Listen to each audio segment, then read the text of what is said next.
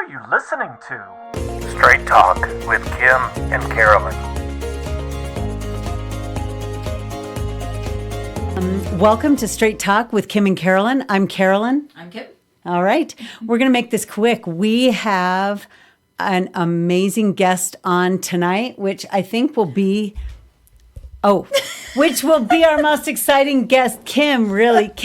She is a little starstruck. I'm a little starstruck. And so she totally forgot about her mic. Well, because I'm that nerdy person. Yeah. Like, I don't care if you are Bono. Well, maybe Bono. Okay, well, maybe Bono. But, I have my political fangirl idols, kingdoms, and Mike Lee is at the top. Yes, Mike so Lee's at the top. We do have Senator Mike Lee on tonight, and and he's written a book, and I need an autograph book. I need to sign the book. I know. I'm that nerdy. Yeah, we both do. But here's the thing, too. Of all times to get Senator Mike Lee on our show, this is the time. Right. With everything coming down from the Supreme Court. And we have somebody who's fighting for a lot of really good things back in Washington, not just for our state, but for the country. Right. And I literally have friends from around the country who say, oh my gosh, how'd you get Mike Lee? Yeah. So, and that is why. I'm the fan, is because he gets it. Yeah. He does, and he keeps taking the arrows and keeps going. So thank you, Senator, for joining us tonight during a very busy time. Oh, yeah, by the way, tomorrow's election day here in Utah, so it's not just that all this stuff is happening in the court, but there is another thing happening tomorrow that you might be involved in, too, a primary election. Yes. That you're going to win. It's primary election day. So if you're a Republican in Utah, you haven't voted yet, make sure you get out tomorrow and vote. And I'd appreciate your vote. My name's Mike Lee. I'm running for the U.S. Senate. Okay, so what's happening? I'm on the ballot. I promise. You're on the ballot. All right, so big week in the court. Where do you want to start? Huge. We'll just let you go. All right, let's start with Dobbs, if that's all right. Yeah. Look, this was the culmination of something that has been in the works for 49 years. Because 49 years ago, there were 7 lawyers wearing robes, 7 out of 9 sitting on the Supreme Court, who decided in 1973 to commandeer the judicial apparatus and convert it into a super legislative body, taking away from the people the authority to protect unborn human life through legislative mechanisms. And they've kept it there for 49 years. This was a judicial fiction, regardless of how you feel about abortion as a matter of policy or as a matter of personal morality. Setting those things aside, this was a very bold and dastardly move, because it took away from the American people the ability to make their own laws on something that's very important, something that the Constitution never addressed, not implicitly, not explicitly, not directly or indirectly. And they just said you can't do it. You basically can't regulate in this area to protect unborn human life, except at the very bare margins. So this was completely without any support in hundreds of years of Anglo-American legal precedent. Of course, it had absolutely no foundation in the Constitution and the text, structure, or history of the Constitution itself. And I've been dreaming of this day that transpired, culminated finally on Friday. Been dreaming about it since I was 10 years old, when I first learned about Roe versus Wade. Is the Supreme Court, through my former boss, Justice Alito, for whom I clerked twice, first when he was on the Third Circuit Court of Appeals, and again when he got himself put on the Supreme Court. He wrote the decision. So it was a beautiful day all across the board. It was a great day for babies, great day for the protection of unborn human life, a great day for America and for her constitutional system of government. Yeah, I found that my liberal friends want to argue this based on the consequences of this decision.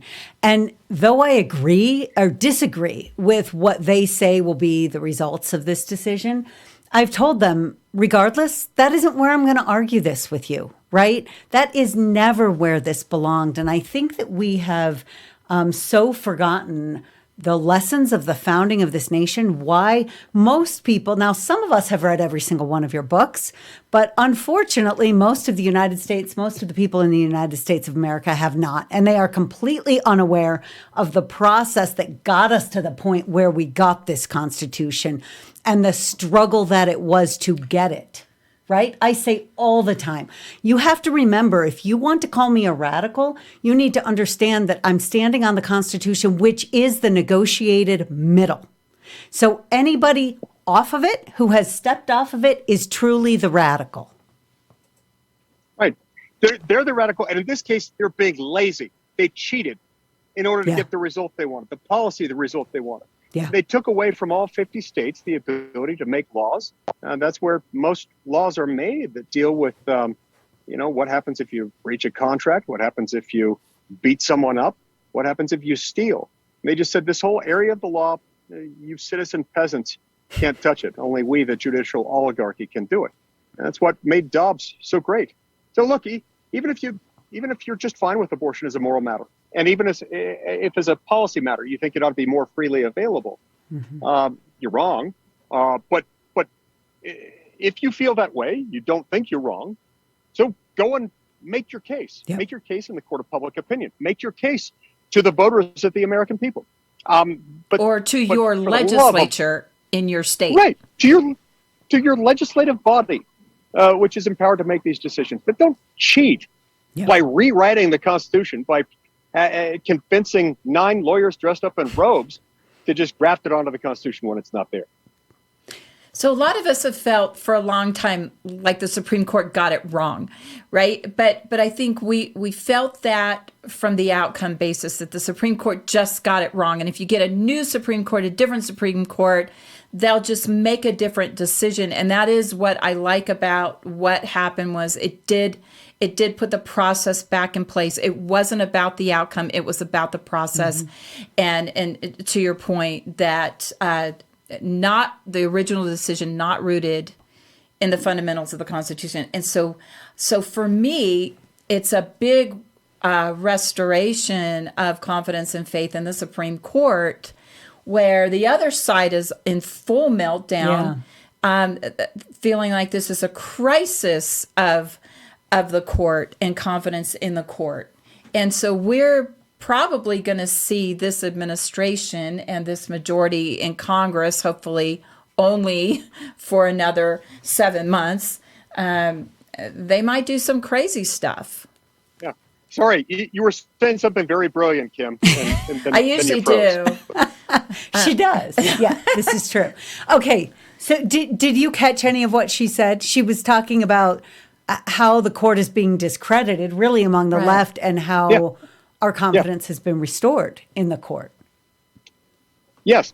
No, it's exactly right. The left is trying. They're weeping, wailing, gnashing of teeth that's going on. Okay, like literally there are videos of gnashing of teeth. Like I know now what gnashing of teeth really looks like because of all these TikToks out there of actual gnashing of teeth. Like that's a thing.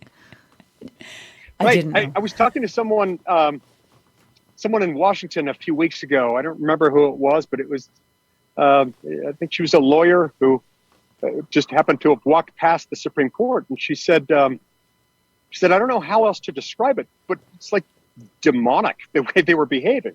It just absolute out of control behavior. And I find it interesting that they're chanting things like, you're destroying democracy, which is really weird. And it's quite ironic when you think about it. When the most undemocratic thing you can think of is to commandeer the courts to read something into the Constitution which is not there. Remember, that's the purpose of what constitutions do. Constitutions counteract. They serve as a sort of counter-democratic force, or in some cases, even an anti-democratic force. Because that was the compromise that was negotiated, where we say, here's how we are going to do things. And there are certain things that we will never do in our government. And so you've got to tread lightly on those things, or else you're just becoming anti-democratic. Well, the ultimate anti-democratic move was to move this. Sorry, I had to smash a mosquito that was flying in front of the screen. The entire purpose of Roe was to be anti-democratic, and anti-democratic in a way that was neither authorized nor required by the Constitution. Yeah. And so these fits and starts, this weeping, wailing, and gnashing of teeth that you're seeing, this results from them all of a sudden having to play by the same rules, and they don't want to do it. Yeah. Yeah. Well, and I had somebody tell me exactly to your point, Kim, that this is causing a massive loss of confidence in the institutions of the United States. So the court never should have done this, which again is an interesting kind of philosophy, right? If it upsets people who become unhinged, like I didn't see the right broadly becoming unhinged when Obergefell came down, or when we had even the original Roe versus Wade, where the majority, vast majority of the country, I would assume back then, did not support abortion. Right, exactly. And neither then nor at any time since then have you seen conservative activists out there in large numbers showing up at Supreme Court justices' homes, trying to terrorize them, threatening to kill them, showing up in large numbers in cities all across America, foretelling the doom and gloom of our system of government and of the United States of America simply because we disagreed with this or that Supreme Court decision. Yeah. Something's wrong here. And you know, there's an element of this that strikes me as telling. I don't know whether it's I think they're accidentally revealing too much about themselves in doing this. Deep down, they know it's wrong. Deep down, they know that there's nothing in the Constitution that justified this evil that was in Roe versus Wade. And yes, I can say confidently that it was evil because it was facilitating the widespread butchering of unborn human lives. Some 63 million unborn human lives. Many multiples, many times more than all of the people who have been lost in American wars since the creation of our country. I mean, many, many, many times that have been killed since then. And it's wrong. So it's fair for us to call out evil for what it is, but it's also evil when you separate it out as a matter of morality. It is an evil in the constitutional sense as well. Yeah. And they can't handle anything that's like this. That's why I predicted that something like this might happen over a year ago, and that's why I wrote the book that you referred to, Saving Nine, that just came out. You can get it on Amazon or anywhere else. If you don't want to buy a copy of it, find somebody who's got it and have them loan it to you. The important thing is that you read it, even if you don't buy it. I'll loan you one if you want one. But everybody needs to read this book because in it, I explain, in chapter 1 of Saving Nine, I explain what the Supreme Court is and what it isn't. I demystify a lot of it so that people will stop thinking that this is some supreme body that just decides good ideas, that comes up with good ideas and then says, okay, let's implement them. It's not how it works. Yeah. It's a much more limited organ than that. It performs a very narrow function. It's like the endoplasmic reticulum of our federal government. You've got to have it. It's a specialized device. If you don't have it, everything else is going to die, but it can't do everything.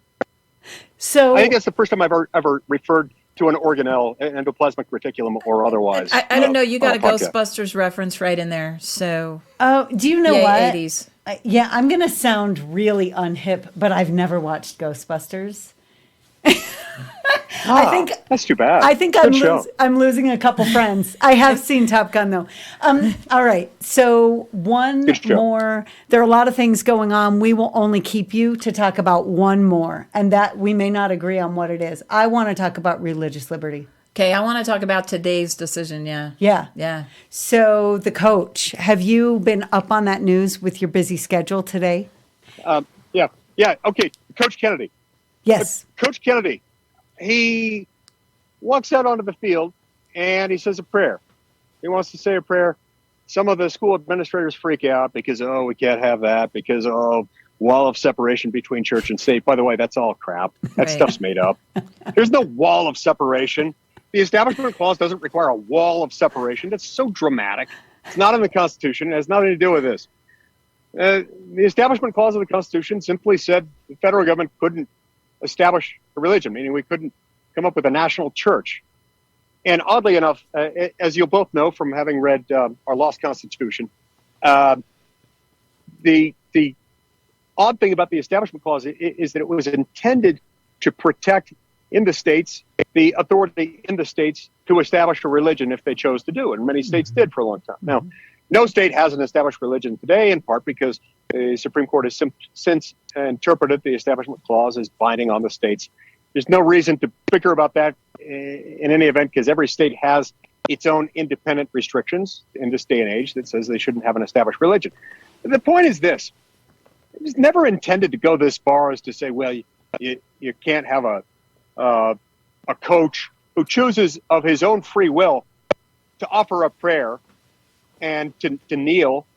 Eventually, he prayed alone and silently, but some of the football players followed him out onto the field and knelt with him, and he ended up getting fired for it. It's really stupid. Yeah. And so he sued. Saying this is a violation of my free speech rights and also a violation of my free exercise rights. And he was right. And today he won. And, you know, my hat goes off to Coach Kennedy. He did the right thing. Yeah. Yeah. And it wasn't an easy journey getting there, right? He lost his job and had to keep going and fighting this thing that who knew what the court was going to look like by the time it got there, by the time the case got there, right? Yeah. No, exactly. And they were telling him all along, look, all you have to do, you keep your job, everything will be just fine. Just stop praying. Just stop. And he said, look, I'll agree to stop leading the team in prayer if that's upsetting to you. If you think that violates school district policy, I'll abide by that. But the one thing I can't do, one thing I'm not going to do is I'm not going to stop going out there personally and praying. It's an important part of who I am. And since I, play out on a football field, I'm going to say my prayer there. And, I've got a First Amendment right to do that. And if kids want to follow me out there, that really is up to them. Yeah. It's just so sick and twisted if you think about it. Well, these people didn't have anything better to do. And when there are kids graduating who can't read, when there are violent crimes occurring in schools, they're going to worry about the coach who prays silently because other kids might watch. What is wrong with these people? Okay, so here's what we're calling this a civics education fail, right? Both of these issues, people not understanding the court and the decision that they made in either one of these cases, and the governmental institutions not understanding that First Amendment either. And Carolyn and I are close to some kids at Copper Hills High School, so Salt Lake County, and you may have heard about this, but these kids formed a club called Turning Point USA. And you may have heard of that. There's a national group. They form a chapter. They're an approved club. They have an assigned advisor. And one of the vice principals came back and freaked out that they had a pro-America poster and a pro-capitalism poster. And a socialism sucks poster. And a socialism sucks poster. Lectured these kids about how they cannot do this. Now, that wasn't the worst of it. They then take these officers, these teenage officers, into the principal's office, who then lectures them for another half hour about time, place, and manner restrictions, and says because this is a governmental space, they cannot have their own opinion. Funny thing without presenting the other side. Without presenting the other side. They have to present the other side if they're going to have any opinion. Yeah. And now TPUSA kids tend to be a little bit educated on this subject, so they asked the questions. They said, so we can't have an opinion in the school, and the principal explained, yes, you cannot. And one of the students said, well, it's actually in Utah law that we teach that capitalism is the foundational economic system for our state. And he says, well, yes, we have to teach that, but you then can't have opinions about it. So this is a leader of children, right. And I want him out of my community. I'll just make that known if it's not already. But so it's a big civics fail that even our governmental institutions, our school leaders do not understand the basics, and they are perpetuating this, to another generation. And this is just all massive civics education fail. And to whatever degree, we as parents also have a responsibility. Yeah. My kids know it. I don't know. So yours do. Right. And look, they don't teach civics anymore. I don't know why. I have a few ideas about why, but they've never offered a satisfactory explanation for why they're not teaching that anymore.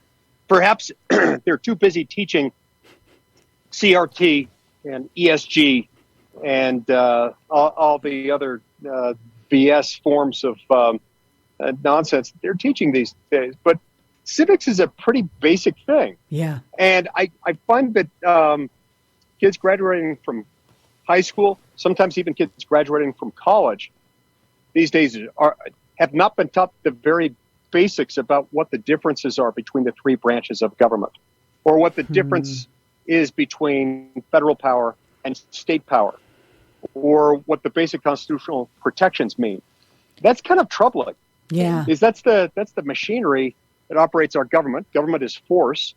And so when you don't have those protections in place, they cease to exist when people aren't aware of them. Yep. Right. And if you don't have them in place, you just have unadorned force.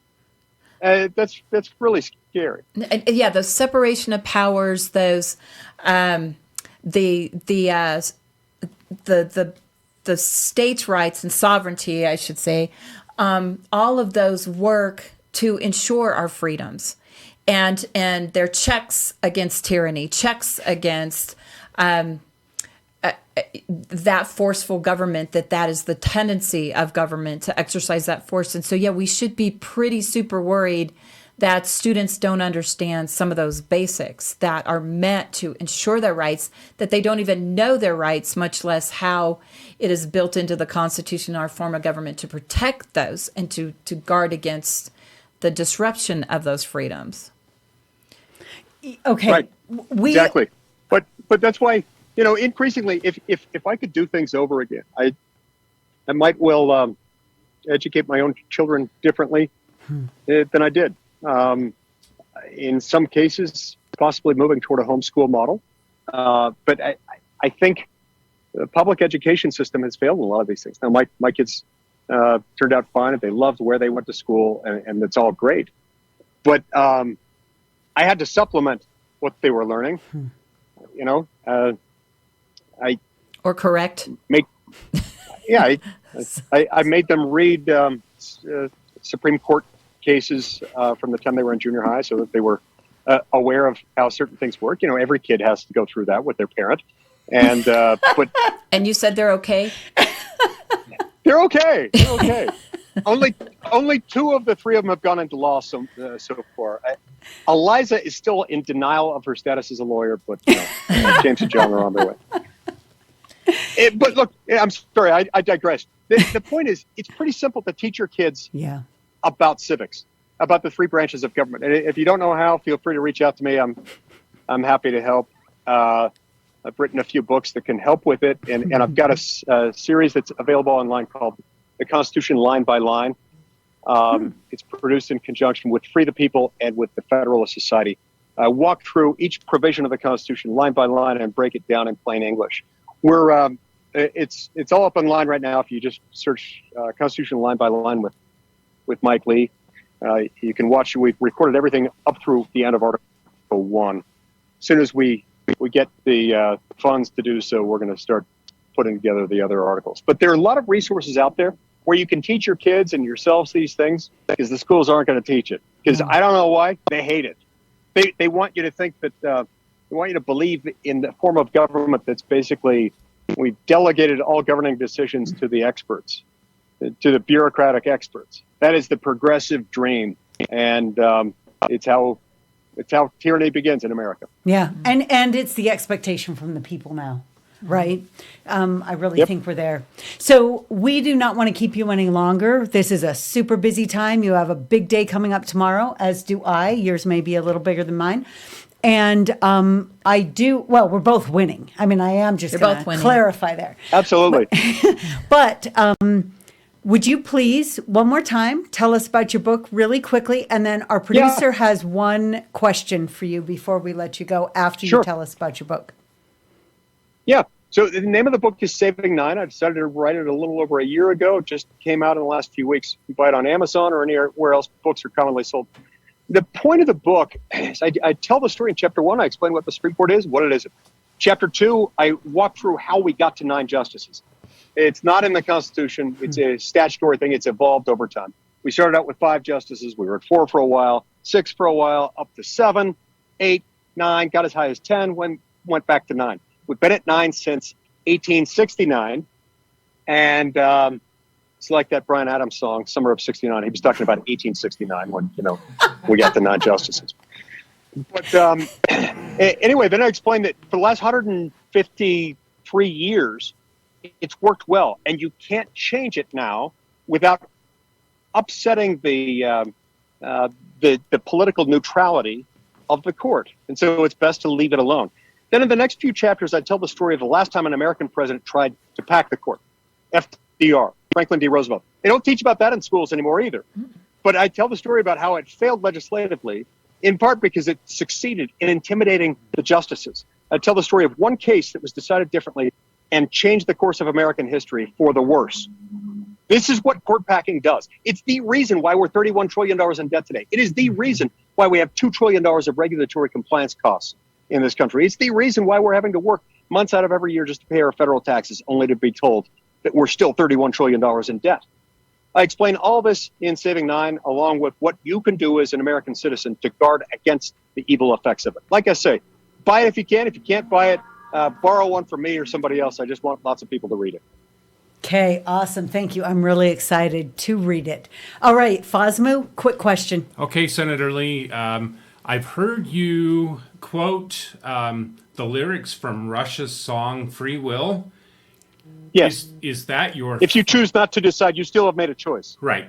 So is that your favorite libertarian reference in 80s progressive rock, or is there another one that you would say is your favorite? Yeah, that's a good question. I think it has to be my... First of all, 70s and 80s libertarian rock that basically isolates you down to Rush. I mean, you could incorporate the Ramones, but the I know Ramones there's lyrics, Kaja Gugu and stuff like that in there too. Right, but shy, tough, shush. That's just nonsense. And while the Ramones is awesome, each word has like 3 Gabba chords gabba hey. and 5 words, no more. you can't make too much of it. Like you can only say, I want to be sedated so many times. So you're left with Rush. No, you right? can't say it enough though.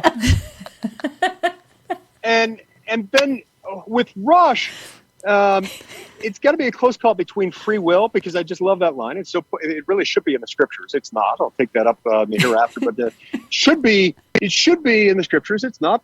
But if you choose not to decide, you still have made a choice. It's brilliant. I also quite like the song Red Barchetta. Red Barchetta is a masterpiece on the Moving Pictures album, Rush, same album that featured Tom Sawyer.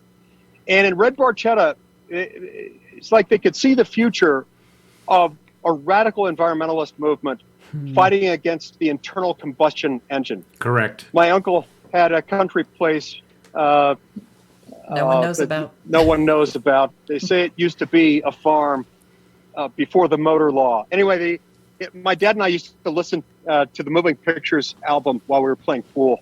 And whenever Red Barchetta came on, that was the moment when I would start to win the game, because it was just so inspiring. Sorry, that was a longer answer than you wanted. No, that was great. Thank you. Awesome. Thank you so much for taking the time to join us. Best of luck tomorrow. We've shared our support of you with every single person who's asked our opinion and some who have not. And we know you will do great tomorrow.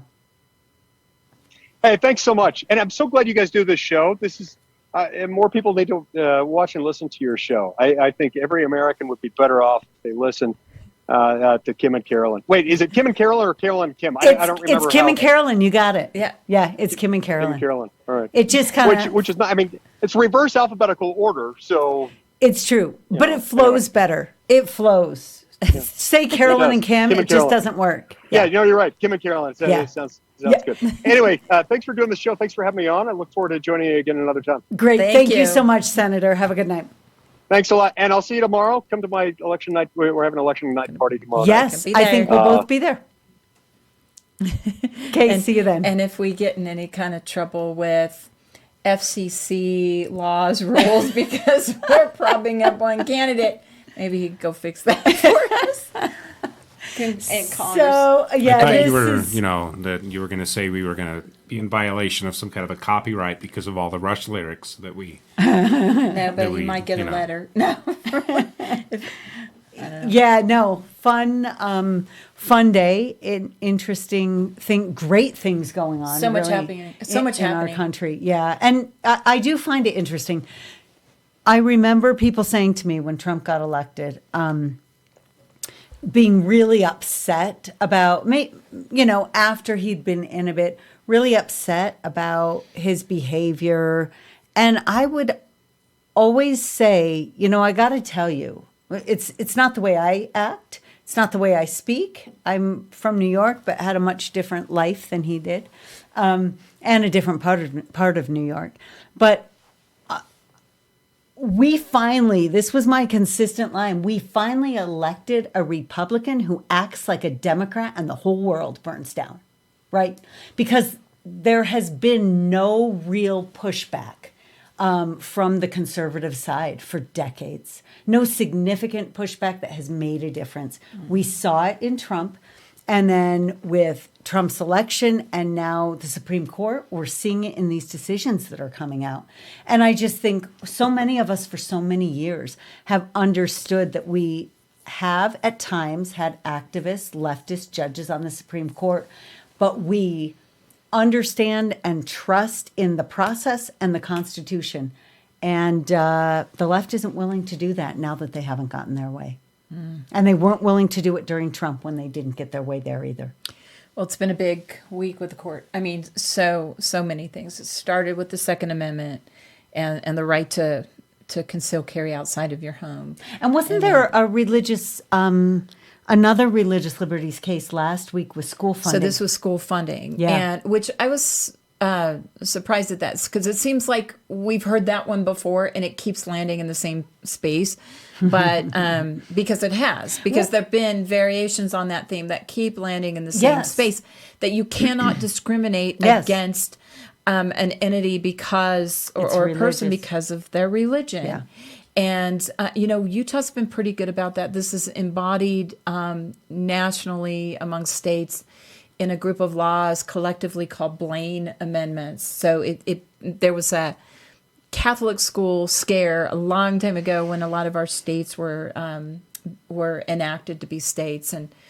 And so a lot of states at the time that they became states adopted this prohibition against any public funds supporting any religious schools and institutions. And so I don't know how that it survived that long. Right. But Utah's pretty good. We have we have some funding that goes. We have scholarships that can be used for religious schools. So Utah's been pretty good at that. But the rest of the country's got to catch up. Yeah, there are a lot of problems. Because wasn't there a similar case? I don't want to spend too much time diving into it, but just a year or two ago, I remember one about playgrounds.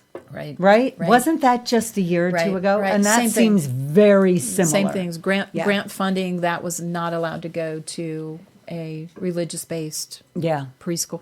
So yeah, we keep landing in the same space on that. And then of course today, the protection of and the recognition of the right to pray, to worship. Like that's been there. Number one in a for long public time. space that just happens to be a school. Yeah, Yeah, wow, interesting. When you work at the school. that's right. So We'll see how this Congress responds. We'll see how elections are affected as we Yeah. have our primary tomorrow. These things are really on the ballot across the country. And we'll have this primary. The primary will be today when this comes out, Right. probably. Right. Fosme works So- late tonight and gets it out. So Yeah. Anyway, thank you for joining us with Straight Talk with Kim and Carolyn. Find us wherever you find your favorite podcast. Please like and share. We are one of the fastest growing, if not the fastest growing, Yes. local political podcasts. So, Yes. So please share with your friends if you like what you hear. And we had Mike Lee. Yeah, that So- should help us. Right? Like, hello, Mike Lee. Like he didn't even him pause. He's like, I think he was like, "Can I please come on your podcast?" Yeah, That how yeah, that's how that went down. Hey, I heard you guys have an awesome podcast. Can I come on sometime? I think I need don't some know. more Let's see if we publicity. can make some room for you. Senator Mike Lee. Yeah. Anyway. Well, it was a pleasure having that discussion. It always is just a fascinating discussion when he has things to say, especially about the court. Yeah. And he really is just one of the best senators. And sometimes I hear people talk about how he talks a lot. You know, he is always stating these fundamentals. He's always educating, and I think we just need more of that. I know. You know, just more of that. And it's not in an annoying way or a way that you just want him to be quiet but either. is. Because I think that there are some of us who are that way sometimes.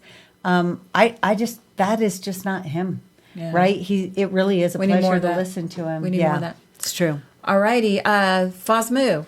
Yeah, you and I have a mutual friend who moved out of state.